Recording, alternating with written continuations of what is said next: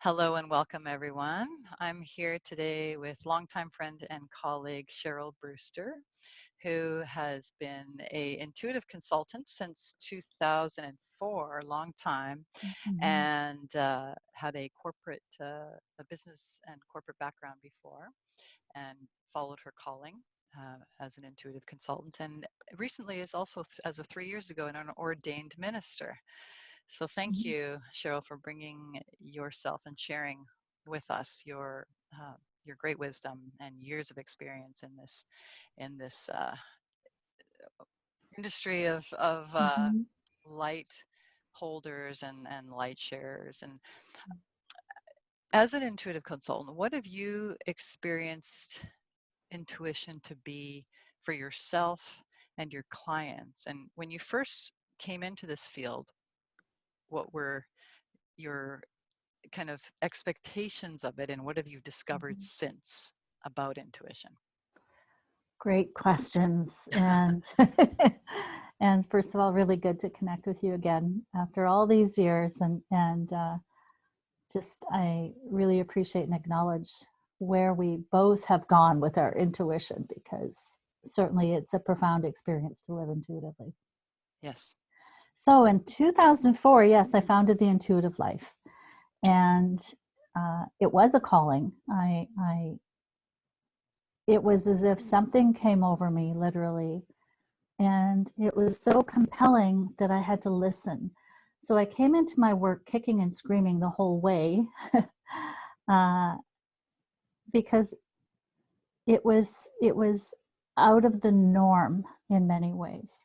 It's Mm. one thing to be intuitive, which is natural, but it's another thing for that intuition to say, "Hey, come over here and do this," when it's totally against a lot of the conditioning or ideas they've had about life.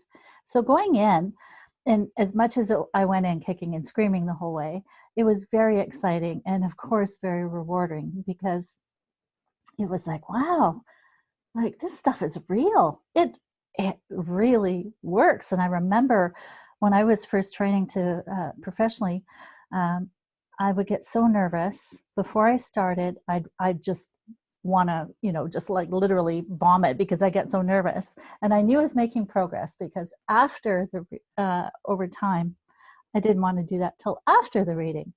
And then, Mm. because of the confirmation that would come through in the readings, it would be, well, why would I be afraid to do this? Right. And I think in many ways, that's what's going on now with, and I'm going to switch to COVID here as I answer this question. When I first got certified as a professional intuitive, I did it for the joy of discovery. I did it for the joy of all this potential that was amazing to discover. And that when we go into intuition and meditation, we have all these little gems and nuggets that come forward. What I've learned since then, and my definition of intuition now, would be more of, I would say, energy management, Mm. where intuition is this knowing. And now I feel that it's an active knowing, which in other words is, how am I managing my energy? Am I taking the action that I know I need to take? And if I'm not, to give myself space to go deeper and to understand. So I work with a lot of clients. Most of my clients are thought leaders, change makers, visionaries, who already work with their intuition, Mm-hmm. who already are very successful in business and wanting to grow and expand. Yeah. But here's the kicker. The kicker is that there is a shift of consciousness taking place that we have known has been coming for such a long time. And as much as you know it's coming or it's here, it's another matter to navigate it. And so, Skillfully. Skillfully. yes, Yeah. skillfully, and to give ourselves the space to honor the emotions that come up. So it's Right. it's very much about, you know um, emotional intelligence. But intuition, in my definition today, would be this grand calling to hold this space from a place of joy, which means that even in the midst of crisis, there can be a joy because you know that you can handle what's here. There's a part of you that may not feel that way, but intuition to me is this greater presence and knowingness that we tap into that gives us the strength that we need to ride the wave, be courageous, step in and take the action. And of course, it's finessed over time. So that's kind of a long-winded answer to your question, but You mentioned that you help empower people through extraordinarily challenging uh, moments or events. mm-hmm. So, how does that look in? Because a lot of these people are the thought leaders, are the Mm-hmm. visionaries, and they're navigating these extraordinarily challenging Mm-hmm. events, either personally or Mm-hmm. professionally within an organizational context, the Mm-hmm. growing pains of growing a Mm-hmm. business or organization, or their own families, or overcoming an adversity. What does it look like for you to guide them towards their own intuition? How does that process look when they're in survival mode? Yeah. Well, And you're seeing so much more yes, for them. yes. How it works is there's a depth of wisdom that each soul comes in with, and each soul has a contract. And thought leaders and visionaries they're pretty much on target with that contract, I would say. Ooh, Most who nicely are said. Yeah. So yeah. true. So true. Yep. So it's so exciting to work with them because it's like, okay, they know. And it's like, uh, we all have areas that we can't see for ourselves. So when we can have someone else come along and say, well, have you thought of it this way? Right? Uh, so for example, uh, the uh, thought leaders that know, but they also know they're going to another level. Mm. And so we all need support. None of us does this work alone. You mentioned that. You mentioned visionaries and thought leaders need support too. Mm-hmm. They're often the lone wolves, but they need people like yourself, or they need Yeah, guides. They need, yeah, support and mentors. yeah. So just like my strength is not technology, Hmm. and I'm so grateful when someone comes along with technology and says, "Here, just do it this way," Yeah. right? And it's like, "Oh, thank you." So what I do then is when we are in the midst of what I would say these energy vortexes that are changing, Hmm. and and we're still biological beings, and so um, working with visionaries and thought leaders that are so committed to living their purpose is an extraordinary experience because I'm seeing things, I'm hearing things, and to be able to the gift of being able to translate that in a way that they can understand, and at the same time work with the energy in such a way that they begin to have an experience with me and go on their own journey with me. So I think that's where intuition is really powerful in the way that I love to work with it is let's have an experience together. So it's not just about me giving information or doing a reading.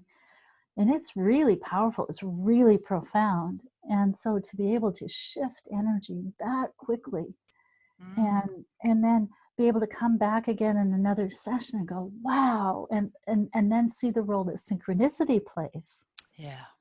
And then to recognize, you know what, this, as much as we know this is a waking dream, but to be able to have a conversation with someone in real time, physically, spiritually, emotionally, in all ways. It's such an honoring of this co-creation that we were talking about earlier. We are co-creating together, and You how just ex- you just how defined ex- free will right there. Like through your yeah, work, through the work that people like yourself provide, it's like you can shave off years of wandering the desert. yes, yes, Wow. yes. Wow. And that's the beauty of people coming together too, as you say, the synergy of people coming together and quickening. It's not about time. It's more about like, okay, within this one lifetime, more can be experienced. Hmm. So Yes. yeah, the potential and possibility is so much more when, Hmm. yeah.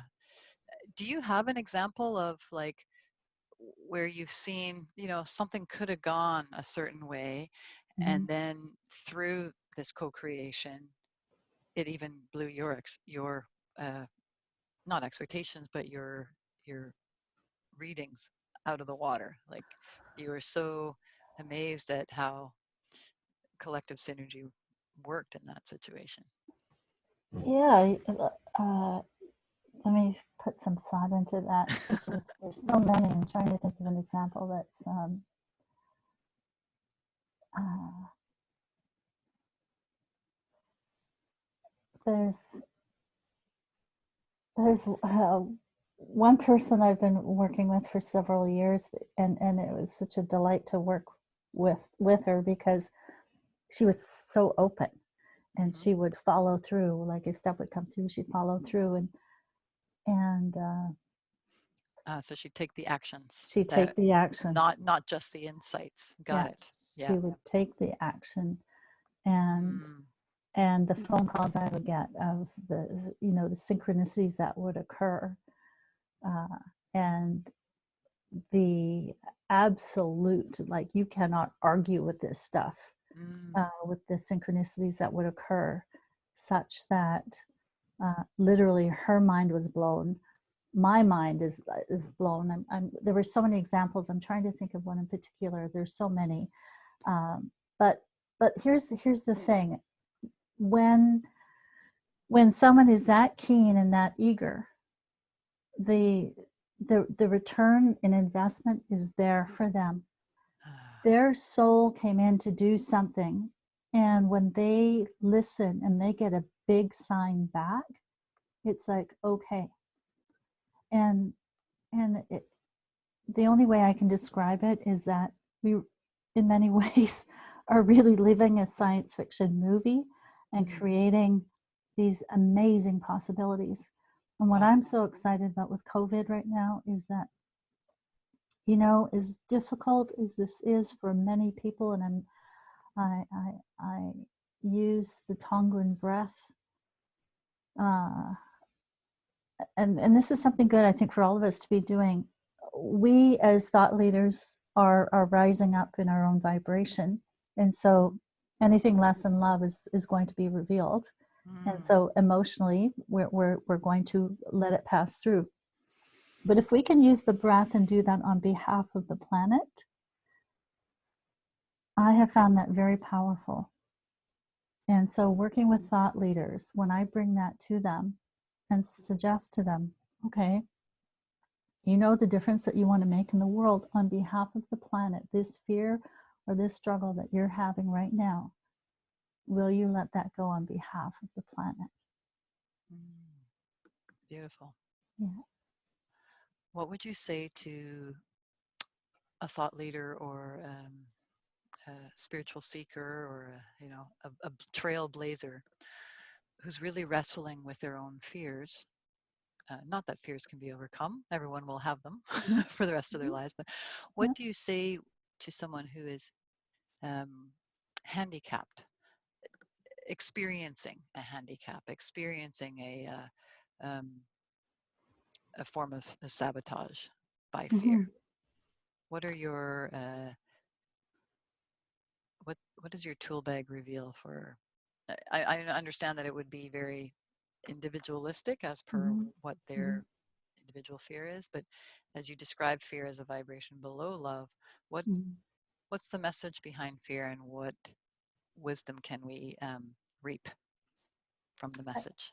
I think the message behind fear is a really powerful one. And I like to think of fear as being that um, smoke detector saying, hey, you just come back home again. And I think fear is the part of us that is healing, the part of us that's Hmm. Yep, wanting to come back home but doesn't know how. got it. And I find, from day one, I would encourage my clients to use the ABCs of intuition: aware, breathe, connect to the heart. Because when we go through these fear cycles or waves, it's like we forget everything we know, Yes, we do. and we're adrift at sea. And the reason I'm so good at this, the reason I'm such a good so good at what I do, is because, believe me, the fear that I have wrestled my entire life, and to be able to come at the end of the day and be able to say, I see you, and it's okay. It's okay. And yeah, yeah. So What's your favorite memory or event uh, of an event that you have ordained or been a minister for? wow. Well, there's so many. Hmm. I think uh, Is it just for marriage, or is it for other ceremonies as it's it, well? yeah, it's for marriage, and It's for it's marriage, okay. also and also for a celebration of life, end of life. Yes, yes. Hmm. Um, they each have their own unique flavor and resonance, but I have to say it's being together with people, and when I start speaking, and especially if I'm using the singing bowls to gather people together. And I think this happens very much in weddings, for sure. Just the sense of joy and love and laughter and connection and commitment. But I have to say, it's in the celebrations of life where it really hits Yeah, home. Yeah, it yeah, really hits home. And yeah. so the ability to be able to bring people together into a place of honoring, uh, even in the loss and through the loss, is very, very sacred, very special, very, very powerful. And one of the last celebrations of life I officiated was just this beautiful woman. I had the pleasure of meeting her before she passed on. And I tell you, she was extraordinary. She was a mover and a shaker, and she was a thought leader. And in the middle of the service, I was speaking, and then when this car alarm went off, and we had to, I said, there's, There or she someone said, is. there she is. and and it was true. It was just, you could feel, and everyone in the room erupted into laughter, right? That's perfect. Oh, that is beautiful. Yeah, Wow. Wow. The impact the yeah, impact we make is wow. yeah. Thank you so much, Cheryl. People can find you at theintuitivelife.com. Is that right? Yes, that's right. Yeah. Oh, thank you. A pleasure to be here with you today. Thanks, Elena.